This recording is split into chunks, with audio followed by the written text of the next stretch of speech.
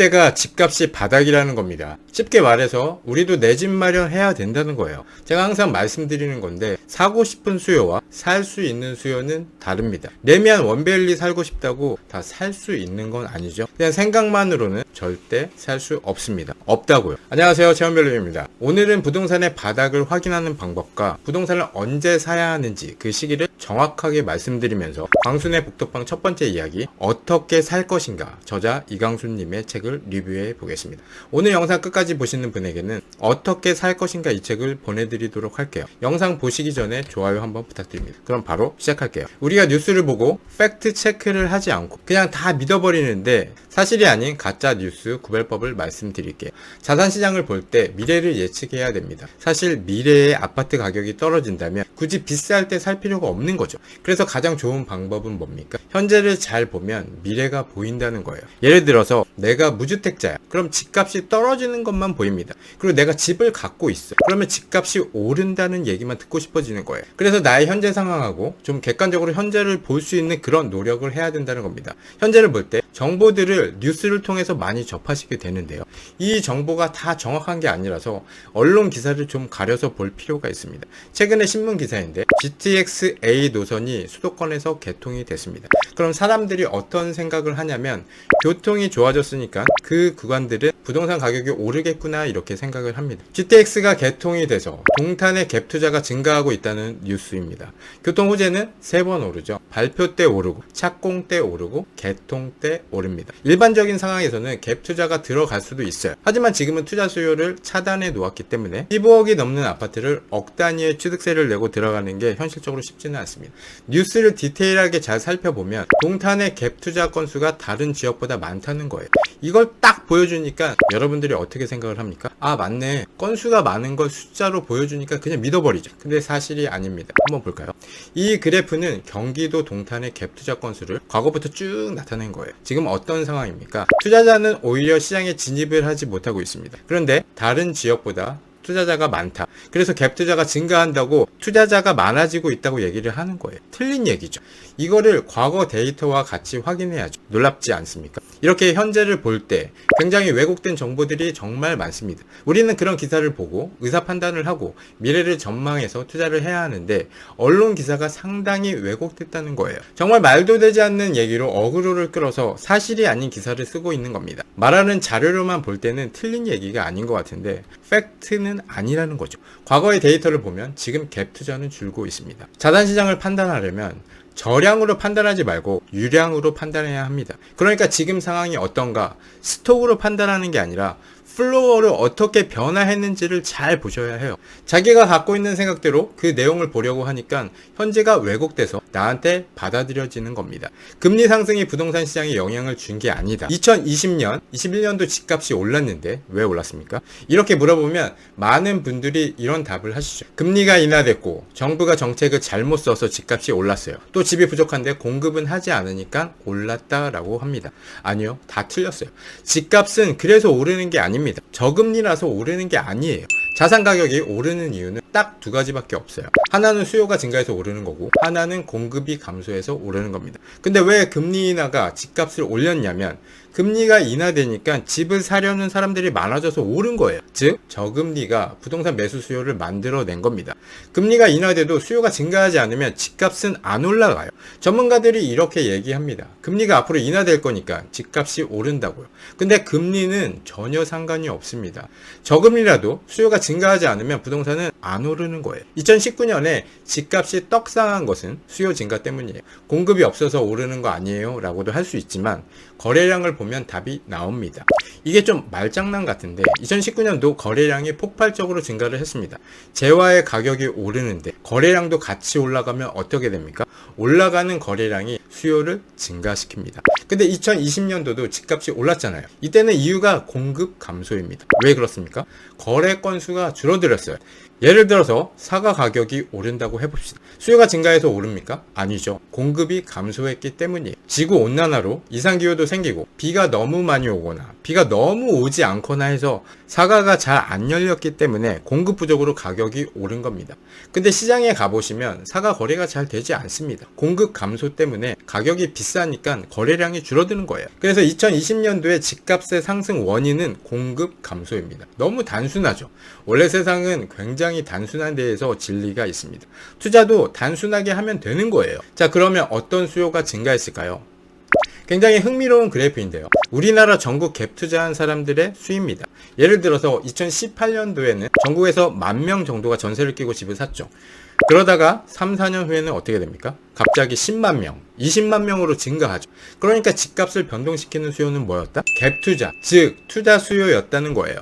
우리가 10년 얘기하는 거 아닙니다. 10년 얘기할 때는 인구가 중요하고 가구수가 중요하겠죠. 근데 우리가 내년, 내후년 이런 집값을 전망할 때는 이 집값의 변동을 일으키는 수요는 뭡니까? 투자 수요라는 거예요. 그게 더 변동이 크다는 겁니다. 갑자기 10,000명밖에 안 되던 매수인들이 10만 명으로 10배가 증가해요. 실수요는 이렇게 증가할 수가 없습니다. 그래서 한국의 집값의 변동성을 크게 만드는 수요는 뭐다? 투자하는 사람들입니다. 그런데 최근에 이게 급격하게 감소하고 있죠. 왜 한국 부동산은 유난히 변동성이 클까? 그러면 집값을 변동시키는 공급은 뭐냐? 그 차원에서는 한국의 부동산의 소유 구조를 좀 아실 필요가 있는데요. 2022년 기준으로 전국의 아파트는 1,000만 채가 있습니다. 그 중에 16%는 다주택자가 들고 있어요.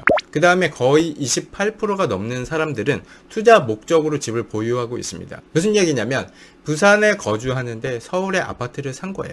이런 분들이 28%인 겁니다. 그래서 전체 아파트 중에서 44%가 투자로 갖고 있습니다. 제가 이 말씀을 왜 드리냐면 여러분들이 부동산에 가서 아파트를 사실 때 그 아파트는 누군가가 갖고 있는 아파트입니다. 그런데 누군가 갖고 있는 아파트 중에 투자로 갖고 있는 사람들이 많다는 거예요. 투자로 갖고 있는지는 어떻게 합니까? 집주인이 들어있는 물건이 아니고 임차인이 들어있는 물건이면 투자로 갖고 있는 물건이죠. 그 얘기는 뭐냐면 투자로 갖고 있는 물건이 많으면 많을수록 변동폭이 크다는 겁니다. 내가 거주하고 있는 집이면 쉽게 팔 수가 없어요. 근데 내가 거주하지 않기 때문에 팔려고 많이 내놓기도 하고 그리고 집값이 오를 것 같으면 어떻게 합니까? 걷어들이기도 하는 거예요. 그래서 변동성이 커요. 한국의 집값을 결정하는 수요와 공급 중에 이 매도 물량이 많으면 가격의 변동성이 크다는 겁니다. 그래서 한번 보세요. 서울에 최근에 아파트 매도 물량이 8만 건이 넘어가고 있습니다. 최근 1년간 거의 60% 증가했어요. 내가 거주하고 있으면 이렇게 쉽게 팔 수가 없습니다. 투자로 갖고 있기 때문에 팔려는 사람들이 막 증가하는 거예요. 부동산이 갑자기 오르고 갑자기 떨어지는 이유는 투자하려는 사람들이 시장을 움직이고 또 투자로 갖고 있는 사람들이 시장에 내놓는 매물에 따라서 이 가격의 변동폭이 크다는 거예요. 그래서 수요를 실수요와 투자 수요로 이렇게 구분을 해서 봅시다. 여기서 코인, 주식 투자보다 부동산 투자를 해야 하는 이유가 극명히 나오게 되죠. 부동산이 왜 좋냐면 사용 가치가 있는 유일한 자산이에요. 사용을 하는데 가격이 오르는 게 뭐가 있습니까? 명품 가방도 그럴 수 있습니다. 특정 제품만 그런 거죠. 그리고 많이 사용해서 사용감이 있으면 가격은 떨어집니다. 비싸게 팔려면 안 쓰고 그냥 모셔두고 있어야 합니다. 오래 쓰면 쓸수록 가격이 오르는 건 부동산이 거의 유일합니다. 그렇기 때문에 이렇게 실제로 수요를 보면 사용하는 수요와 투자하는 수요가 유일하게 나누어지는 거예요. 사용 가치가 있으면 투자, 사용 가치가 없으면 투기라고 하는 사람들도 있는데 투자와 투기를 나누는 중요한 기준을 변화에 대한 인정이라고 생각해요. 서브프라임 이후 아파트 가격이 하락할 때 반포자에는 미분양 아파트였습니다. 2008년 분양 당시 30평대 기준 분양가는 12억이었어요. 일반 분양 아파트가 599호였는데 약 40%인 240호가 미분양이었습니다. 이 미분양 아파트를 할인 분양을 했는데요. 이때 누군가는 이 아파트를 샀습니다. 왜 샀을까요? 싼 가격에 샀고 변화를 인정했기 때문이에요. 부동산 시장이 하락하는 시기, 미분양 아파트를 투자로 산 사람들한테 투기라고 할 수 있을까요? 하지만 2021년 아파트 가격이 급등할 때 최고점에 전세를 끼고 매입한 경우는 투기라고 할 수 있어요. 변화를 인정하지 않았기 때문입니다. 가격이 오르자 계속 오를 것이라고 생각하고 무리하게 아파트를 매입한 거죠. 저도 그랬습니다. 아무튼 주식은 어떻게 쓸 수가 없습니다. 그래서 주식 시장에서는 투자 수요밖에 없어요. 나 쓰려고 삼성전자 주식을 사야지 이런 사람은 없는 거예요. 그런 차원에서는 아주 독특한 부동산 구조를 갖고 있는데 이거 보시면 서울 아파트 구입 물량 지수고 서울의 아파트 중에서 중간소득의 가구가 대출을 일으켜서 살 수 있는 아파트의 양을 표현한 겁니다.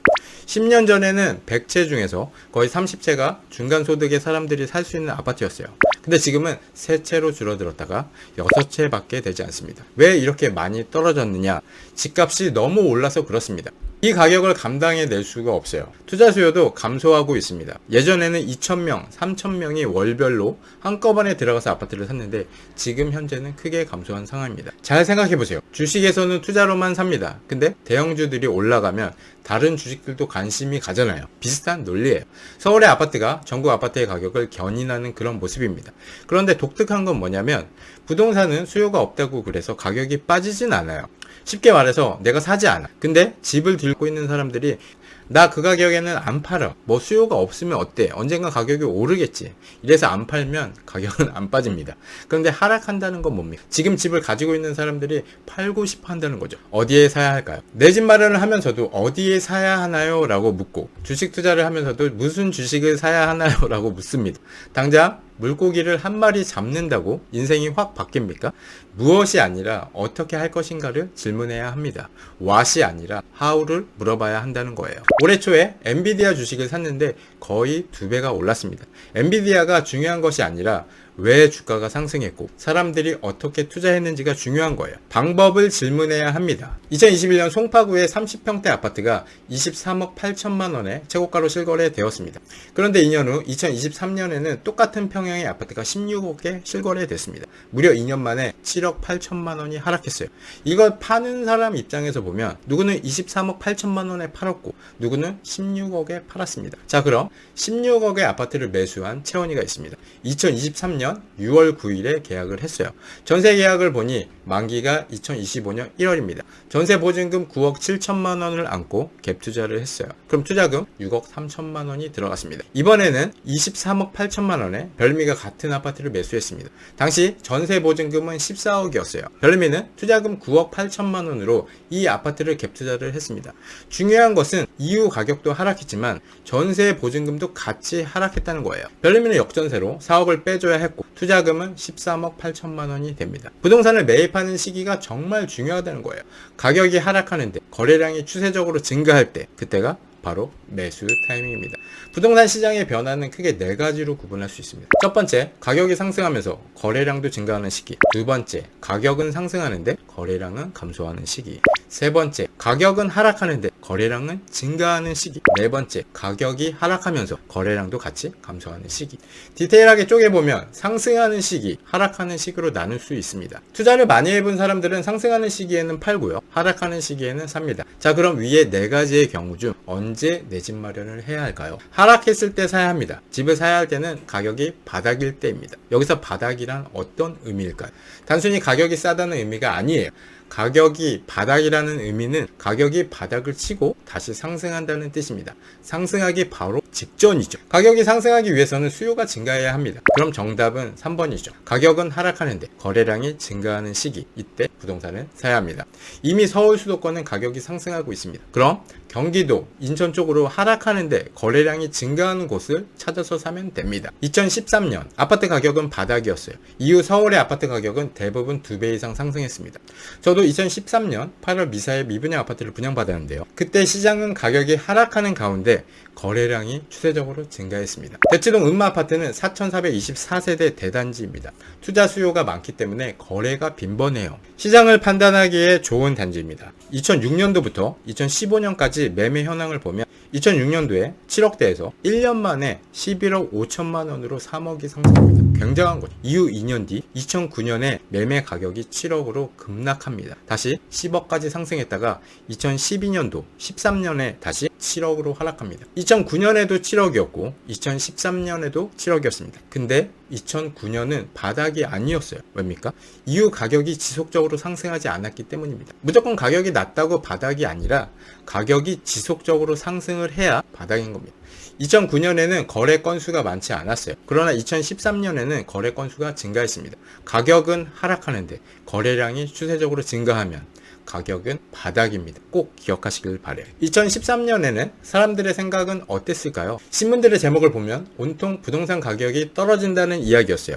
더욱 하락할 것이라는 전망이 압도했습니다. 아파트 가격은 더 떨어지고 긴 불황이 시작되고 있다고 했지만 거래량은 조용히 증가하고 있었습니다. 누군가는 내 집을 마련하고 투자로 아파트를 샀습니다. 10년 만에 일산 전세에서 강남 아파트 거주하게 된 이야기를 해드리겠습니다. 이준 씨는 2010년대 초에 일산에서 1억 8천만 원으로 전세를 살고 있었어요. 만기가 돌아오는 시점에 집주인이 살고 있는 집을 매수하라고 제안을 했습니다. 1억 2천을 대출을 받아서 3억에 살고 있는 아파트를 샀습니다. 살고 있는 집이라 집값이 오르지 않아도 괜찮다고 생각했어요. 그런데 집을 매입한 이후로 아파트 가격이 막 오르기 시작했습니다. 부동산의 가격을 물어봤더니 3억 8천 정도면 매도 가능하다는 답을 들었어요. 이준 씨는 집을 팔고 서울 아파트를 사고 싶었지만 자금이 부족했습니다. 지금 아파트를 팔고 대출을 상환하면 2억 6천만 원이 생기는데 대출을 받아도 서울의 아파트를 사기는 턱없이 부족했습니다. 이준 씨는 빌라를 떠올렸습니다. 그래서 빌라를 샀냐고요? 아닙니다. 빌라에는 월세로 이사를 했어요. 그리고 마포 아파트를 전세를 이용해서 갭 투자로 매입했습니다. 2017년 마포 아파트의 전세 가격은 5억 9천만 원이었고 매매 가격은 8억 5천만 원이었습니다. 내 돈 2억 6천만 원과 전세 5억 9천만 원을 끼고 8억 5천만 원에 아파트를 매입했어요. 매수한 지 2년이 지나고 아파트 가격은 13억 5천만 원으로 상승했습니다. 5억이 올랐어요. 이준 씨는 2년 만에 아파트를 팔았습니다. 2017년에 취득했기 때문에 실거주를 하지 않고 보유만으로 비과세였어요. 6년 전에 1억 8천만 원에 불과했던 자금이 아파트 매입 2번만으로 7억 6천만 원으로 늘어났습니다. 아파트를 팔자마자 다시 갭 투자로 강남 아파트를 매수했어요.